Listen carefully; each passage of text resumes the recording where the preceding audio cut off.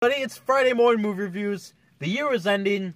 I'm Louis Angel. I'm Nathan CK. And this is our first of hopefully many worst of the year lists. Yeah, worst of 2016.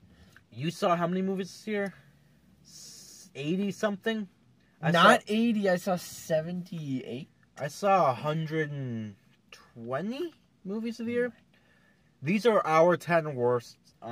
We haven't seen each other's list. Mm-hmm. It's going to be a surprise for both of us when we do. It's a lot of bad grammar. I'm sorry. Sorry, Mom.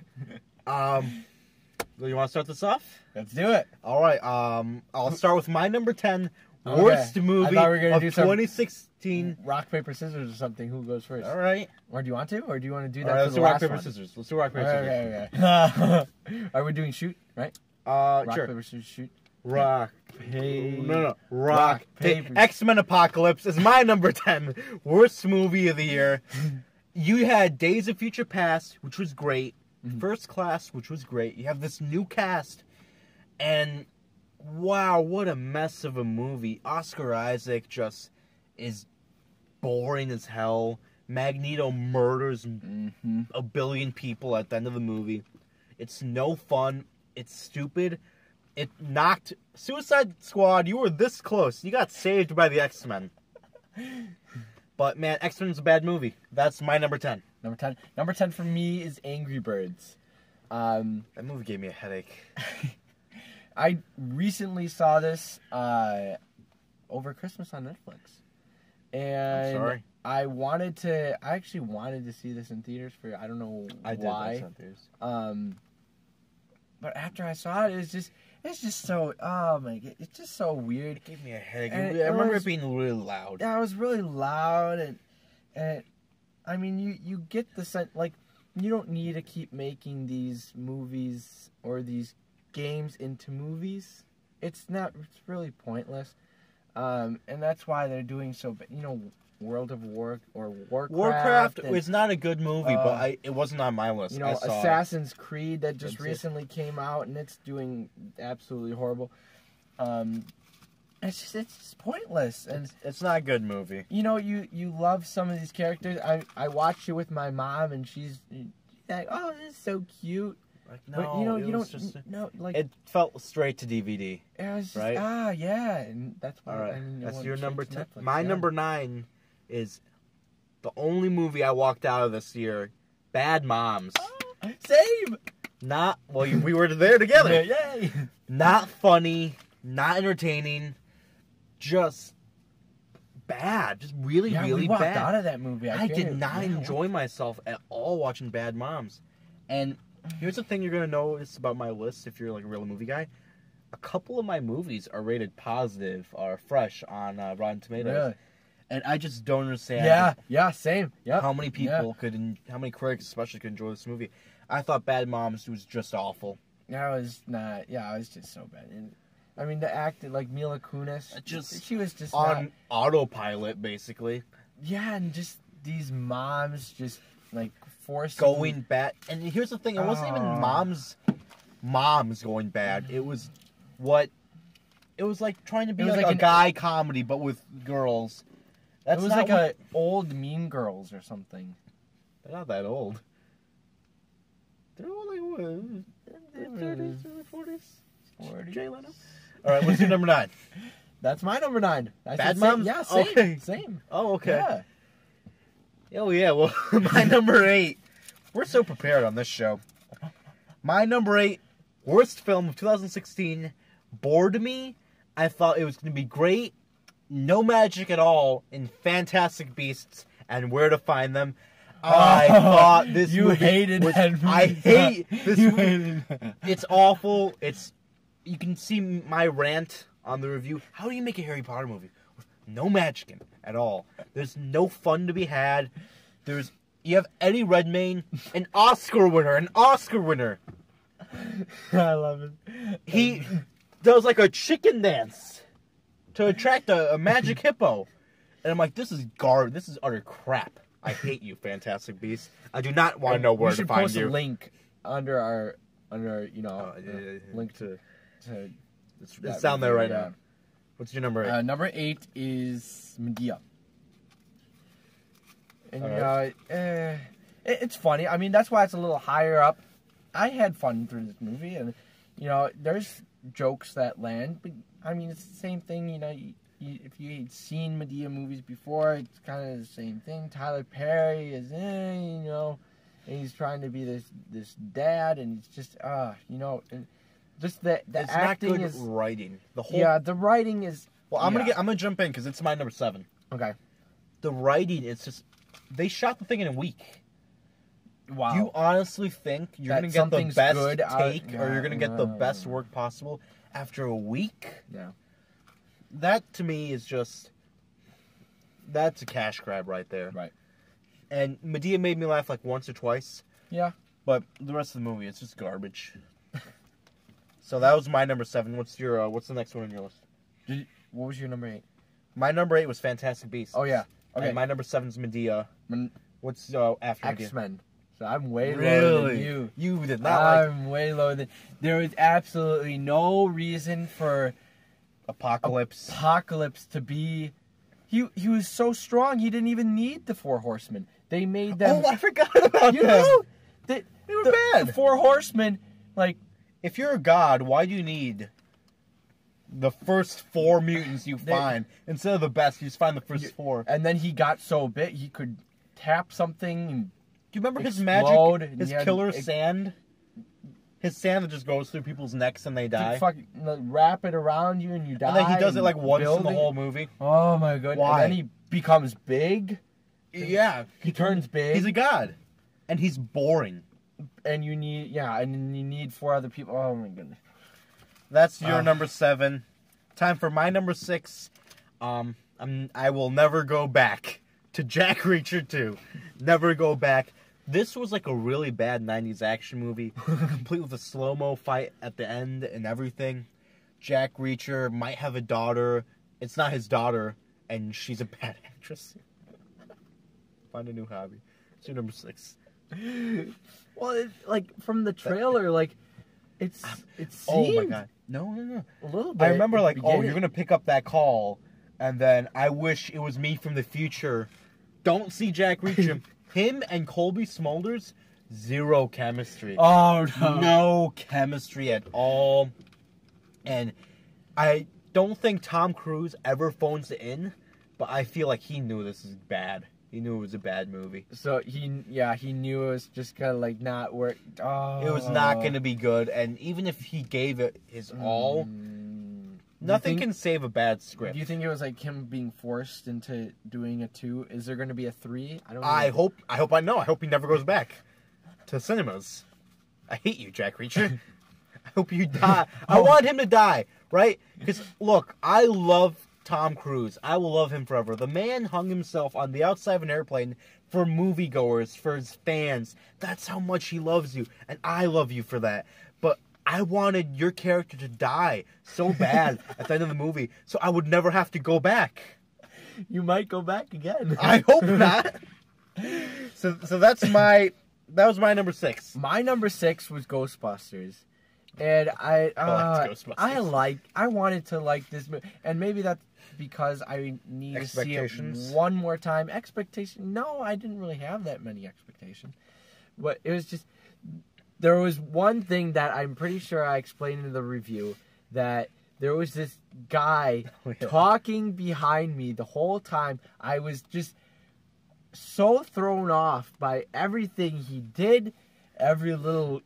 But that's not the movie's fault. But that's not the movie's fault, right? So that's why. So why you have see it high so high in your I list? mean, there was things about it which definitely annoyed me, and I remember sitting maybe there. that's because I love the original so much that it was like I remember sitting there laughing a lot, and then looking over at you, and you weren't laughing at all.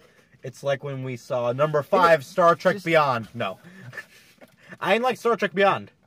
And same thing for that was like that was the same for both of us. that was like my Ghostbusters for you, because you liked it and you were laughing at all the jokes, and you turned to me and I wasn't laughing.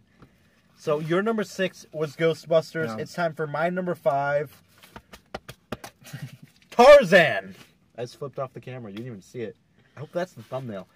The Legend of Tarzan is so boring as these horrible CGI-looking apes that don't do anything. Sam Jackson says, "Lick my nuts" to the gorilla at one point. Christoph Waltz is just a plug-in. He's being Christoph Waltz as a villain. Margot Robbie, she's just a damsel in distress. They make Tarzan a superhero, and this feels like a sequel. Yeah, Indestructible Tarzan. Yeah, it feels like a sequel to a movie that we didn't get before. Yep. Right? Mm-hmm. And that's why this movie doesn't work. And slow as piss. Honestly. Boring as hell. I was falling asleep in the theater. My number 5 is Neon Demon. And I didn't see it. Didn't we both want to see it? No, you reviewed it. I reviewed it. I saw it by myself. And it's this very much like interesting fashion-y movie. By all these stars, Ellie Fanning, and she's been in a lot of movies recently. I think it's Elle. Elle Fanning. And she's been in a lot of movies. I don't know if you're close with her. This year, Ellie. But it was just not good. And them eating eyeballs. They did that in another movie I saw too. That's not on my list, but like, I remember you telling me how gross that was. Eyeballs. This one guy. There was 4 of us in the theater, and one guy behind me was just like, "Why do you need to put that in the movie?" He just yelled it because he was so mad. And it was me. It was bad. It was not good. I mean, there's like fashiony art things that are like interesting, but you just don't like. Not good. It's not good. Speaking of not good, a movie that I think has a 90-something% on Rotten Tomatoes that I was looking forward to very much, and I was sitting in the theater thinking, what the hell am I watching? It's a food that I love. The Lobster. What? I did not like this movie at all. What was going on? In The Lobster... I'm sorry about that. It was published, it was commercials everywhere, but like it was 98% on Rotten Tomatoes. Confusing as really hell. Amazing, like the greatest like love. Did they make you think differently about love or something? Oh like yeah, that? yeah. You You know, roll the relationships differently, right? And I'm like, yeah, No, if you turn it into an won't. animal, like it. I will never turn into an animal. I thought it was just so. It was stupid. There was a was lot really of stuff stupid and just really out there and quirky, but not in a good way. And I just really hated watching. There's either The we Lobster. missed something or I don't even Didn't know. enjoy it at all. My number 4 is Tarzan. We talked about, and oh my goodness, Bad movie. not the movie that we wanted to see at all. My number 3 would be The Free State of Jones, which I remember the trailer for it making it seem like The Patriot, but with McConaughey. Yeah. Right? And this movie is slow as... That's the worst thing you can do to me in a movie. You can anger me, but if you bore me, that's so much worse. Because at least you're making me feel something. When I'm just staring there, and I remember watching with my dad, and he didn't like it either, and he was really excited for it. I remember, halfway through, I left to go take a dump, and I was there on my phone, and I came back, and I was like, what'd I miss? He goes, nothing happened. It's just, It's it's a bad movie. It's Really bad movie. disappointing. What's your number 3? Number 3 is Lobster. Yeah. And, Yeah. it's lower for me, and that's not good. Yeah, because I forced us to go downtown to go see this movie because I was so right. And There was a lot of people in that theater, man, and I think they knew something we didn't. I don't know. we're the 2 in the 100. What the hell did we watch? We didn't like it. My number 2 is Love and Friendship. And I said it in the okay. Let's talk about it. Okay. I said in the review it made me hate love. It made me hate friendship. Boring. Boring. And she has Kate Beckinsale is on my list twice, and I think you know which my first one is. But let's talk about Love and Friendship. Oh, She's just so boring. Like you're not interested at all or invested. she doesn't care about acting anymore. Like, The movie got a 99%. please play some interesting role. Do something It was better. It was like Downton Abbey reading a book about love and friendship. Yeah. It's boring as hell. It's about this affair thing where she wants to get with this guy. I don't even remember. I don't care. I hate this movie. I lost all interest in like the first 10 minutes. I was like, what are we watching? Do you remember the guy that couldn't eat the peas? If that's the highlight of your movie, you're doing something wrong. How? Again, what are people seeing that? Who? You know? Yeah, right. I didn't. Maybe that just means we're really bad. Maybe we suck. We probably do. But that doesn't change how we feel. Number one movie. My number one worst movie of the year was When the Bow Breaks. I believe it's the only zero in Friday morning movie review history. There's not a damn thing about this movie that I find redeemable that I can recommend in any way. The main actress, you know who you are. She's a good actress. What are you doing in this piece of shit movie? It's horrible. It's horrendous. The girl, Jack something, or she's like younger, and she wants to have an affair with a husband, and he's like, no, I don't want to. Every scene she's in with the wife and the husband, they're like arguing, and she's in the middle, and she just smiles at the camera. Like, oh, I'm going to do something crazy. It sucks. It's garbage. Burn every copy of this movie in a dumpster fire. What's your number one? Number one is The Disappointments Room. And I didn't see it. Oh, it's a big rant. And good you didn't see it. Please, good. Good. You saved yourself torture. And it's interesting because torture does play a little bit of a role in this Disappointments Room. It's where they go and they torture their disfigured children back in the 1900s. And that was the only interesting part of the movie. I wanted to see more of that, where they would take that, but no, it didn't go anywhere. And the kid and the mom sucked, and then the husband was amazing. He was really awesome guy. Like, you loved him so much, and the wife, Kate Beckinsale, you think you only loved him because everyone else sucked so bad? I think I'm leaving that in.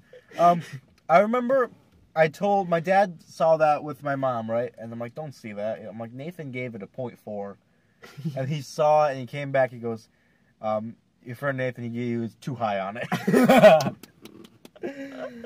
Yeah. So, I mean, I believe someone did comment and said why, they liked this. Why? They thought it was good. Well, they didn't watch your review. They didn't understand my review, I guess. But it's just it was horrible. And, please. These movies make us angry. They make us mad. Less of them. It makes us appreciate good movies so much more. When you see the worst movies, you're like, oh my god, why? Yeah, it just... Well, guys, that's our video. Those are our worst movies of the year. Top 10s. We're going to do a best. Look out for that. Yep. I'm Louis Angel. Nathan CK. Goodbye.